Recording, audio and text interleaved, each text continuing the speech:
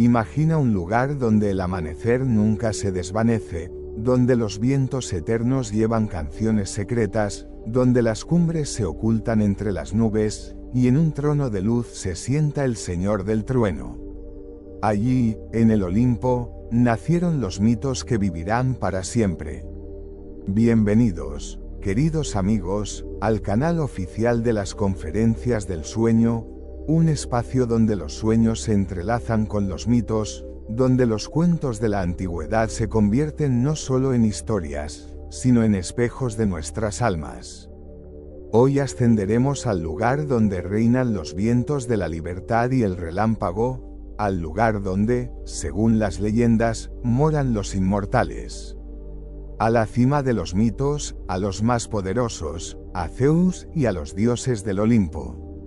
Cierra los ojos. Imagina altas montañas eternamente envueltas en nubes. Su cima, el Olimpo, brilla bajo los rayos del sol poniente. A través del manto de niebla se oye un estruendo, no es un simple trueno. Es la voz de Zeus, el soberano de los cielos. Los antiguos griegos creían que los dioses no vivían en un paraíso inalcanzable. Estaban allí, discutían, se enamoraban, luchaban, castigaban y perdonaban. Eran un reflejo eterno de nosotros. Solo que más fuertes, más altos, inmortales. Hoy los recordamos. Aquellos que gobernaron el rayo y el sol, la caza y la guerra, el vino y la sabiduría. Aquellos cuyas pasiones y batallas constituyeron la base de poemas, cultos y las mayores obras maestras de la cultura. Nuestra conferencia es como un viaje a la cima de una montaña. Comenzaremos al pie de la fe y subiremos, paso a paso, hasta la cima del Olimpo. Allí nos esperan misterios, truenos y quizás un reflejo de nosotros mismos. Si disfrutas sumergiéndote en los mitos y misterios de la antigüedad con nosotros. No olvides suscribirte al canal y pulsar la campana para no perderte nuevos viajes a través de los tiempos y los sueños. Y ahora, deja a un lado las preocupaciones del día, envuélvete en una manta cálida, cierra los ojos. Y deja que el viento del Olimpo te susurre sus antiguos secretos mientras la noche te guía suavemente por los mundos de los mitos y las estrellas.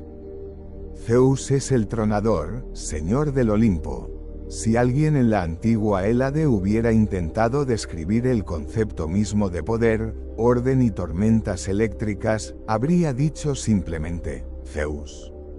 No era solo un dios. Era el centro del cosmos mitológico, la figura en torno a la cual giraban las vidas de los dioses y los destinos de los hombres. Zeus es el hijo de los titanes Cronos y Rea, el menor de sus hermanos. Aquel a quien Cronos quiso engullir, pero que su madre retuvo. El que creció en las sombras para llegar un día a lo más alto del Olimpo. Con la victoria sobre su padre, comienza la era de los olímpicos, y desde ese momento Zeus no es solo un tronador, es el organizador del mundo. Recibió el cielo y el relámpago en el lote. Y no fue casualidad, su poder es el poder sobre las cumbres, sobre la tormenta, sobre la luz celestial. El rayo en su mano no es un arma de destrucción, sino un signo de rectitud, el pináculo de la ley divina. Si los griegos querían enfatizar que un acto era sagrado, decían, fue decidido por Zeus. Zeus era un rey no en el sentido de tirano. Era el que mantenía el equilibrio. Reunía al consejo de los dioses, separaba a los dioses rivales, establecía los límites de lo permisible. Pero también era el que transgredía. Sus muchos amores se convirtieron en la fuente de muchos mitos y del nacimiento de nuevos dioses y héroes. De su unión con Alcmena nació Heracles, de Leto, Apolo y Artemisa, de Dánae, Perseo. Zeus, en este sentido, es el padre de muchos caminos. Su carácter es complejo, puede ser justo, pero también vengativo, sabio, pero también fogoso. Castiga por orgullo, pero a menudo sobrepasa los límites de lo permisible. Es a la vez la ley y su infractor. Y eso es lo que le hace vivo y reconocible. No es perfecto, pero sí absoluto. Zeus era el consorte de Hera, y su relación se convirtió en el símbolo de un matrimonio lleno de pasión, recelos, conflictos, pero también de solidez. Hera estaba celosa, Zeus se escabulló, pero al final fue ella quien se sentó junto a él en el trono del Olimpo como su mitad constante. Su animal es el águila. Su árbol es el roble. Sus sacerdotes son silenciosos como un trueno en vísperas de tormenta. Las cimas de las montañas están consagradas a él, y cada relámpago se toma como una orden, una advertencia o un regalo. En la cultura, Zeus es quien habla en último lugar. En las tragedias, es la fuerza que interviene cuando todo está dicho. En política, es la imagen de la autoridad legítima. En la filosofía, la mente del universo. En el corazón del griego, es la voz que habla más alto. Y si de repente las nubes se ciernen sobre el mundo y oyes un sonido retumbante como el aliento de la existencia antigua, recuerda, puede que no sea solo una tormenta. Puede ser un recordatorio de que el orden del mundo está vivo, y su nombre es Zeus. Hera es la diosa del matrimonio y del poder. Se sentaba junto a Zeus no como una sombra, no como un adorno del trono, sino como alguien sin quien el poder estaría incompleto. Hera era la diosa del matrimonio, la patrona de las mujeres, la guardiana de la unión legal. Pero como cualquier orden real, no era blanda, sino firme, orgullosa, a veces dura. Hera es la hermana y consorte de Zeus, hija de los titanes Cronos y Rea. Pasó por el antiguo temor de sus padres, fue tragada y liberada. Pero de todos los hijos de Cronos, fue Hera quien encarnó la idea de estabilidad, orden y deber. Su matrimonio con Zeus se convirtió en el eje del panteón, aunque no fue ni sencillo ni despejado. En los mitos, Hera es celosa. Es fácil herirla, pero imposible doblegarla. Para ella, la traición no es solo un insulto, sino una violación de la naturaleza misma del orden. Su ira no es un arrebato de pasión, sino el castigo por una ley violada.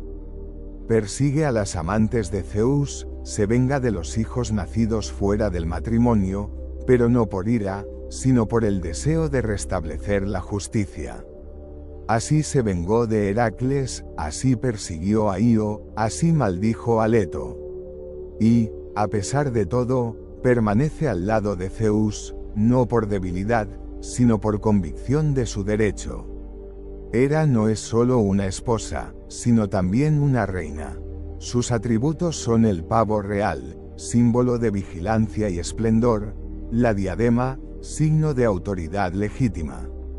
En su mano puede llevar un cetro, pero en su corazón está el conocimiento de que el orden del mundo es frágil.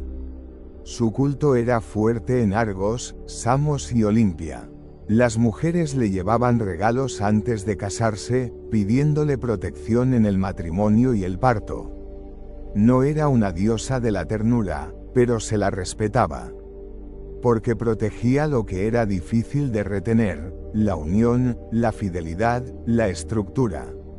Era un espejo de la fuerza femenina, no caprichosa, sino madura. Su silencio podía significar más que un grito. Y su mirada podía recordar a los dioses que incluso los inmortales deben recordar el honor. Si Zeus es el poder, Hera es la legitimidad del poder. Si Zeus establece el orden con el trueno, Hera lo preserva con la estabilidad. Su unión no es una unión de corazones, sino del universo. Complicada, pero necesaria. Y mientras ella se siente en el Olimpo, el trono se mantendrá firme. Hera no es una comadreja. Es una estructura. Es un silencio en el que uno no se atreve a decir tonterías. Es el poder de una mujer que no se puede eludir, pero sí pasar por alto, hasta que se viola lo que ella protege. Recuerda, Hera no se trata de amor, se trata de honor, se trata del deber, se trata de los límites más allá de los cuales comienza el caos. Atenea es la diosa de la sabiduría, la estrategia y las ciudades. No vino al mundo como una niña, sino como una idea. Sin infancia, sin lágrimas, sin madre. De la cabeza de Zeus, en traje de batalla, lanza en mano, armadura en el pecho, luz fría en los ojos. Atenea no es solo una diosa, es una fuerza pensante, la encarnación de la estrategia, la disciplina, la cultura y el control del caos. Los mitos cuentan que Zeus, tras haberse tragado a Metis, la diosa de la sabiduría, trató de evitar el nacimiento de un hijo que lo derrocara. Pero de este acto de supresión nació Atenea, y así se convirtió en una idea que no puede ser retenida en su interior. Atenea no exige, manifiesta, y su aparición es como el amanecer, no puedes detenerla, solo reconocerla. Es la patrona de Atenas, pero también de todas las ciudades en las que priman la razón, el derecho y la dignidad. Su símbolo es el búho, su árbol el olivo, su arma la razón dirigida a la acción. Atenea no destruye, construye. No va a la guerra por gloria, sino que entra en combate cuando hay que restablecer el orden. Tiene virginidad en su aspecto, pero no frialdad. Es una de las pocas diosas que ha renunciado al amor, no porque sea incapaz de sentir, sino porque su camino es otro. Ama la armonía, el pensamiento, la pureza de las formas. Sus aliados son héroes cuyas acciones son razonables, Odiseo, Perseo. No solo ayuda, sino que lidera.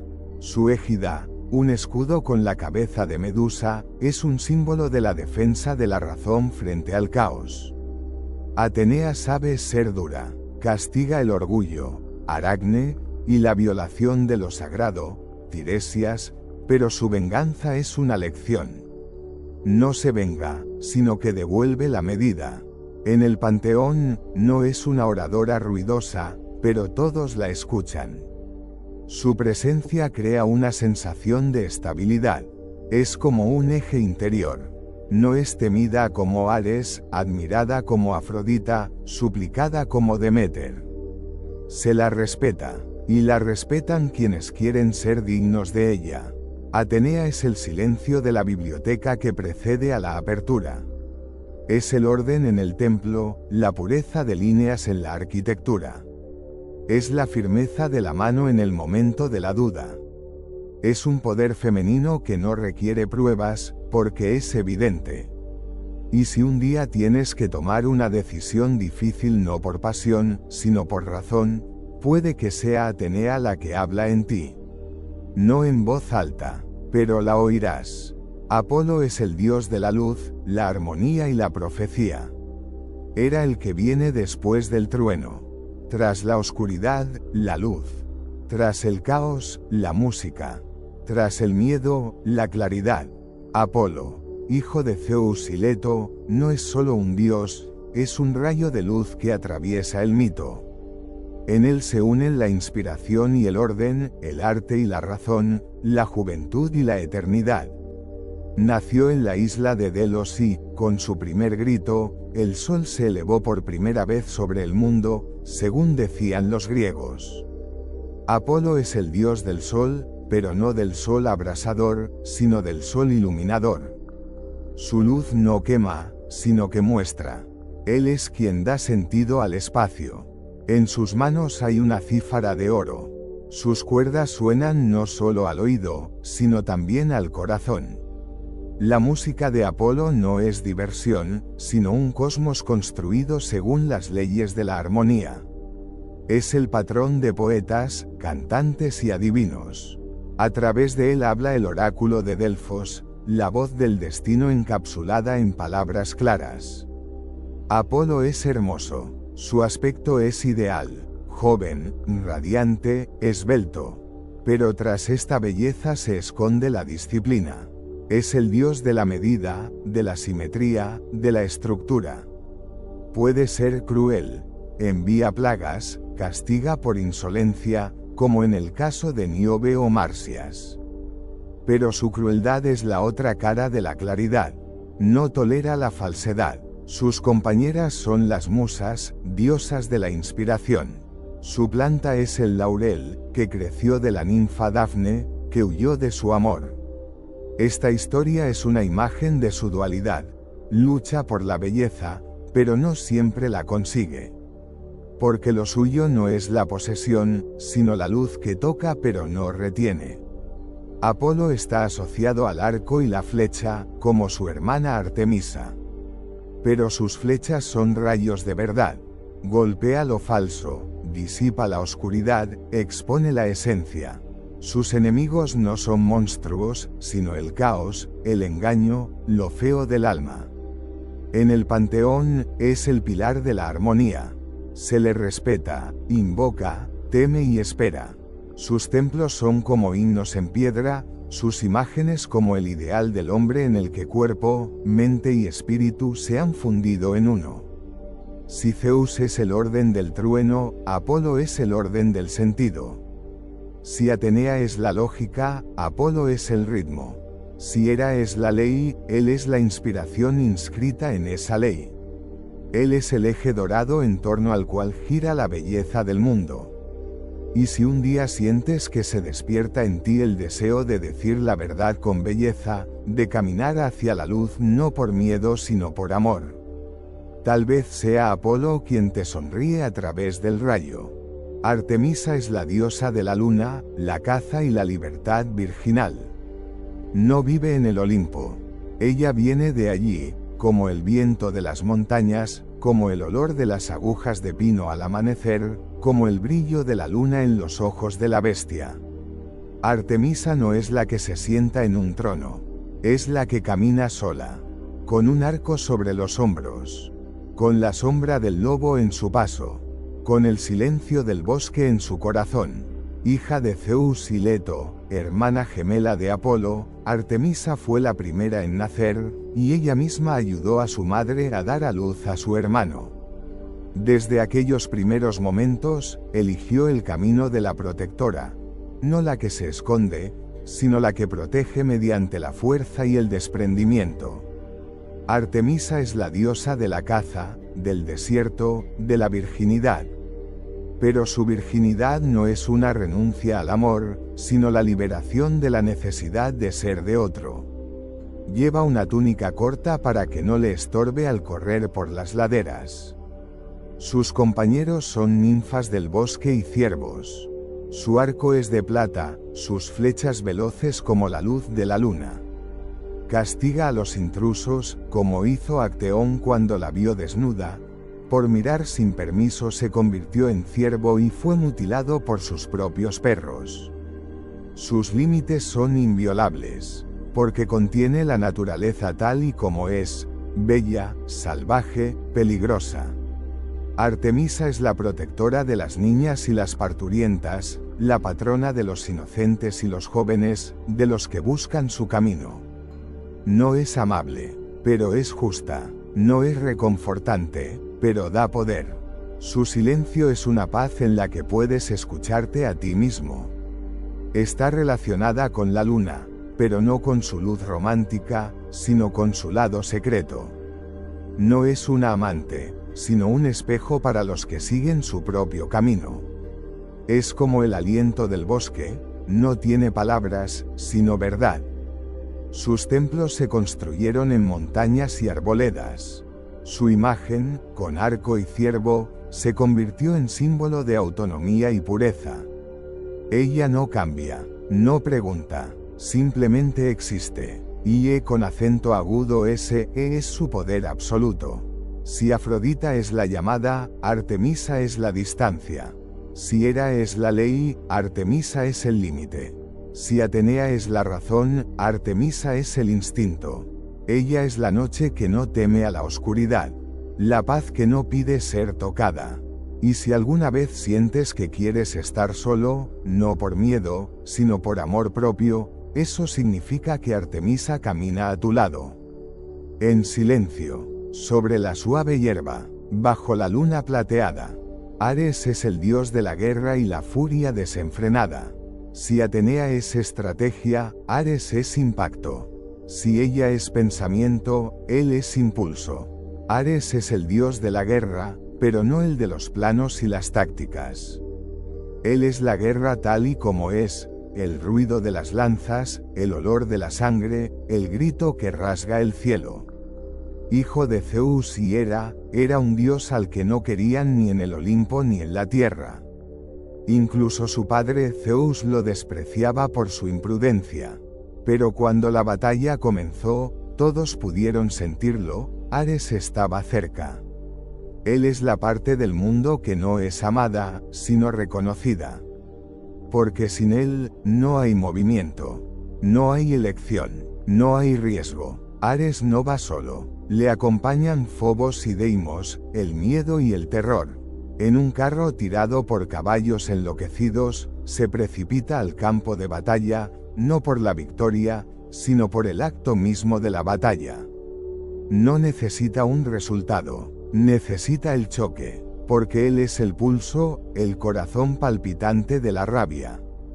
Pero Ares no es un estúpido bárbaro. Su fuerza es la verdad del cuerpo, la verdad del deseo, la verdad del dolor. Está enamorado de Afrodita, y su unión es de pasión y conflicto. Es el padre de Eros, pánico, armonía. Sí, incluso de la armonía, porque a veces del caos nace el equilibrio. Él protege a los que siguen adelante. Él está con los guerreros que no se preguntan, ¿por qué?, sino que simplemente dan un paso adelante. Él está en los que luchan, incluso cuando no hay ninguna posibilidad. Y aunque esté roto, se levanta. Siempre, porque no conoce otro camino. Ares era temido, pero era invocado. Especialmente en Esparta, donde el honor era superior a la vida. Sus estatuas son de él con lanza y escudo, sin adornos. Sus sacrificios en sangre, sus oraciones están en el susurro antes del lanzamiento. No es un consuelo, es una presencia de fuerza cuando todo lo demás se rompe. Si Atenea dice, piénsalo, Ares responde, demasiado tarde. Es implacable, pero es honesto, no puedes engañarlo, así como no puedes detener un golpe. Y si un día sientes que dentro de ti se levanta una ola no de rabia, sino de determinación para seguir adelante, aunque sepas que te va a doler, significa que Ares viene contigo. Sin palabras, a tu lado, dentro de ti. Afrodita es la diosa del amor, la belleza y el deseo. No caminaba, se deslizaba, no hablaba, respiraba. Afrodita no es solo una diosa, es el pulso del mundo, lo que hace que la flor se abra, el ojo se detenga, el corazón tiemble. Es la naturaleza misma de la atracción, la magia del tacto, la ola que se apodera de la mente. Nacida de la espuma del mar cuando los restos de Urano cayeron al agua, Afrodita no tuvo ni madre ni padre. Su origen es un mito de puro deseo, imprevisible como una ola. Cuando desembarcó, la hierba floreció. Cuando miró, los dioses se congelaron. A partir de ese momento, todo lo que toca la belleza se convirtió en su reino. Pero no es solo pasión. Afrodita es la armonía de las formas. Su belleza no es mera seducción, sino la estructura a través de la cual el universo se conoce a sí mismo. Es la madre de Eros, la idea misma del deseo. Pero también es la madre de la armonía. Porque el amor no es el caos, sino el orden de los sentidos. Está casada con Hefesto, dios del fuego y la artesanía. Pero su corazón está con Ares, el dios de la guerra. Es una unión de pasión y destrucción, contradicción y fuerza. Afrodita no es perfecta, es caprichosa, vengativa, a veces cruel. pero hay sinceridad en su crueldad. Nunca finge no sentir. La acompañan palomas, rosas, olas. Su templo es el cuerpo, su altar la mirada. A ella acuden no solo los amantes, sino también quienes buscan la belleza, el arte, la inspiración. Es la patrona no solo de la pasión carnal, sino también de la estética. Donde quiera que haya belleza, allí está su marca. Afrodita era temida, porque la atracción es una pérdida de control. Pero también se la invocaba, porque sin ella, la vida es solo movimiento. Con ella, es una danza. No puedes conquistarla, solo puedes sentirla. Es un poder que desnuda el alma sin tocarla. Y si alguna vez sientes que las palabras sobran, que las miradas dicen más que los hechos, que algo luminoso se despierta en tu interior. Esa es Afrodita que pasó, o se quedó. Hefesto es el dios del fuego, la artesanía y la fuerza interior. No brilla como Apolo, no vibra como Ares, no cautiva con una sola mirada como Afrodita. Pero si los dioses necesitan un arma, una armadura, un trono o una cadena más allá de la cual no haya escapatoria, acuden a él. Hefesto es el dios de la herrería, del fuego, de la invención. No habla alto, trabaja. Hijo de Hera y, según una versión, nacido por ella sin la participación de Zeus, por ira y resentimiento. Fue expulsado del Olimpo cuando vieron que era Cromo. Pero no desapareció, cayó, y se hizo fuerte. Criado por ninfas del océano, se construyó una herrería en las profundidades de los volcanes. Allí, entre las llamas, forjó regalos para los dioses. Forjó rayos para Zeus, armaduras para Aquiles, una red para atrapar a Afrodita y Ares en su traición. Es el creador del orden a partir del calor. No solo hay fuerza en su martillo, sino ritmo, sentido, paciencia. No trabaja porque le obliguen. Trabaja porque el mundo debe sostenerse. Hefesto es el dios de la vulnerabilidad. No es perfecto, y esa es su verdad. Su cojera es un símbolo de que, incluso roto, puede ser necesario. Sus manos son ásperas, pero crean las cosas más finas. Es uno de los pocos dioses que no teme el trabajo. Es el marido de Afrodita, pero hay un abismo entre ellos. Ella es la forma, él es la esencia. Él ama, pero no responde. Y sin embargo, no se venga, no renuncia. Simplemente vuelve al fuego, donde todo vale. Si lo golpeas, suena, si mientes, se rompe. Sus imágenes son la forja, el martillo, el fuego, el bronce. Sus símbolos son la artesanía, la paciencia, el fuego que limpia. La gente que trabajaba, que creaba, que vivía con dolor pero continuaba, todos ellos estaban más cerca de Hefesto que de los celestiales resplandecientes. Si Apolo es el ideal, Hefesto es la realidad. Si Hermes es movimiento, Hefesto es arraigo. Si Dioniso es fiesta, Hefesto es taller. Y si un día sientes que no hay nada más que calor en tu interior, pensamientos pesados, trabajo que nadie nota. No es vacío, significa que estás con Hefesto. Y él, como siempre, silenciosamente hace posible lo imposible. Deméter es la diosa de la cosecha, de la maternidad y de la gran quietud de la tierra. No se oye, pero sin ella no crece ningún grano. Ella no lanza rayos, no hace guerras, no canta himnos. Pero es a ella a quien recurren cuando hay sequía, hambruna, infertilidad. Deméter es la diosa de la fertilidad, la agricultura, el cuidado. Es la tierra que espera, cubierta de un viento ligero y anhelando a su hija. Es hermana de Zeus y madre de Perséfone. Su culto es uno de los más antiguos. Sus fiestas no son ruidosas, sino profundas. Sus templos están en los campos, al aire libre. La gente iba a ella no por milagros, sino por pan. por lo que realmente necesitaban. El mito de Deméter es un mito de pérdida. Cuando Hades secuestró a Perséfone y se la llevó al inframundo, Deméter abandonó el Olimpo apesadumbrada. El mundo se congeló, la tierra dejó de dar frutos. Las flores se marchitaron, no había pan. Vagó entre la gente, oculta, sencilla, sola. Solo cuando su hija regresó, al menos durante una parte del año, el mundo volvió a respirar. Desde entonces, la primavera es el regreso de Perséfone. El otoño es su partida. Deméter enseñó a los humanos a arar, sembrar, cosechar. No como una hazaña, sino como un ritual. Porque el trabajo es sagrado. En cada espiga hay un pedazo de su corazón. No es una reina, sino una madre. No es una gobernante, sino una que abraza. No es una tormenta, sino un silencio. Pero si alguien amenaza a sus hijos, ella puede detener el mundo. Su ira no es un grito, es una negativa a vivir. Y en eso hay una fuerza ante la que incluso los dioses se inclinan.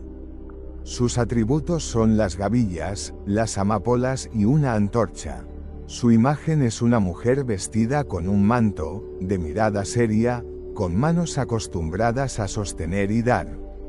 Su elemento es la fertilidad, pero no salvaje, como Artemisa, sino domesticada, plantada, arada, protegida.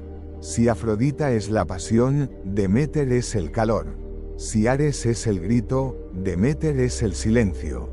Si Hermes es el movimiento, Deméter es el arraigo. Ella es el hogar al que se regresa cuando todo ha ardido. Y si un día sientes el impulso de plantar, de cultivar, de proteger no a ti mismo, sino a alguien, es Deméter la que habla. En voz baja, sin palabras, solo ahí. Dioniso es el dios del vino, el éxtasis y el teatro. Él fue quien vino cuando el mundo estaba dispuesto a destruirlo todo.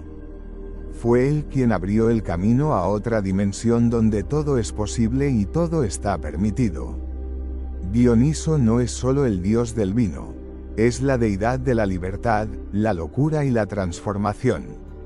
Nacido de Zeus y la mortal Semele, Dioniso era especial incluso entre los dioses. Su madre murió cuando Zeus lo sacó de su vientre, pero el dios no abandonó a su hijo. Se lo llevó a la garganta, donde Dioniso creció en el vientre de su padre, y luego volvió a nacer, nuevo, rebosante de vida, de fuerza incontenible. Dioniso es el dios de la uva, la embriaguez y las fiestas.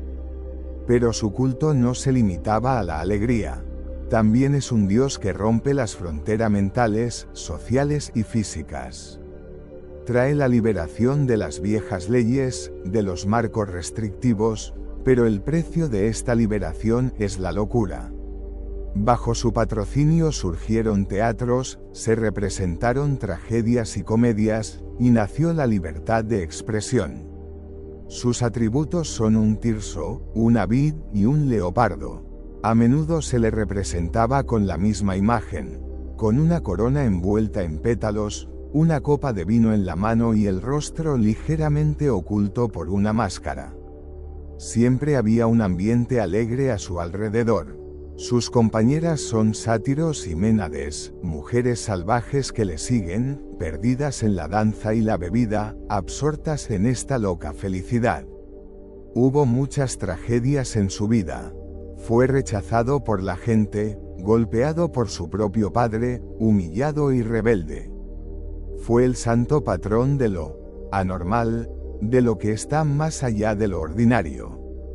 Pero también trae la curación, mediante la transformación, el rechazo de las viejas leyes, la risa y el llanto. En el mundo de Dioniso, todo está sujeto al deseo, ilimitado y libre.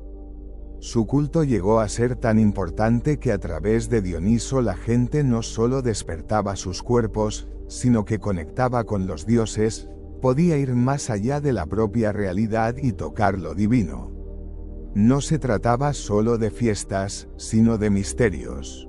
No solo divinizaban el vino, sino también la danza salvaje, el deseo inexorable, la voluptuosidad. Era sinónimo de cambio. Ponía el mundo patas arriba, lo destruía para reconstruirlo de nuevo, como uvas recién crecidas, como una nueva cosecha. Los que le seguían sabían que no tendrían el ayer. Todo cambiaría. Y si un día sientes el deseo de liberarte, de salir de las jaulas de la sociedad, de dejar de pensar y simplemente actuar, probablemente sea Dioniso quien camina a tu lado. Sin palabras, sin reglas. Solo tienes que seguirle en su locura y revelación. Hestia es la diosa del hogar, la domesticidad y la paz interior. No era alguien que se paseaba con una armadura brillante y en el centro de los acontecimientos. Hestia estaba en la sombra, pero era su presencia la que proporcionaba estabilidad, paz y orden. Es la diosa de la casa y el hogar, que no creó la paz y el equilibrio mediante la fuerza externa, sino a través del silencio interior y la armonía. Hestia es la mayor de los hijos de Cronos y Rea, pero su destino no era aspirar al trono del Olimpo. Renunció a su poder en favor de algo más importante, la paz y la seguridad. Renunció a estar casada para ocuparse del hogar que albergaba los símbolos de la vida, la fertilidad y la ley. No exigía culto. Su culto era tranquilo, modesto, pero importante. Al reconocer a Hestia, la gente reconocía no la grandeza del poder divino, sino la necesidad de esta calma, de esta presencia en la vida cotidiana. Ella patrocinaba a la familia, era la protectora de todos aquellos que vivían según las leyes del amor, el respeto y el cuidado. Era una fuerza no destructiva, sino creativa. Encarnaba la armonía interior, la importancia de la estabilidad y la concentración. Los símbolos de Hestia eran el fuego y el círculo. Su fuego era doméstico, no una destrucción ardiente, sino una luz cálida. Su culto se extendía por todos los hogares y su imagen estaba presente en todos los hogares del mundo. Sus imágenes solían retratarla como una mujer tranquila sentada en el centro, rodeada por el mundo que protegía. Su lugar estaba en la sombra, pero su papel era inestimable. No actuaba, estaba presente en cada momento de silencio, en cada instante de paz que daba sentido a la casa y sostenía todo lo que la rodeaba. Hestia es una diosa difícil de reconocer. No era la más brillante, no dejó historias memorables de grandes victorias. Pero fue su cálida luz, su apoyo silencioso, su capacidad para mantener el mundo en calma lo que permitió que todo lo demás existiera.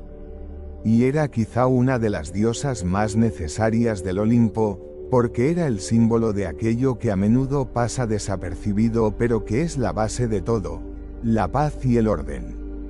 Si alguna vez necesitas encontrar tu centro, sentir que hay paz en tu interior y que eres capaz de mantenerla en las tormentas de la vida, es Hestia quien estará ahí para ti, en silencio, sin palabras, en el lugar donde reside tu fuego interior.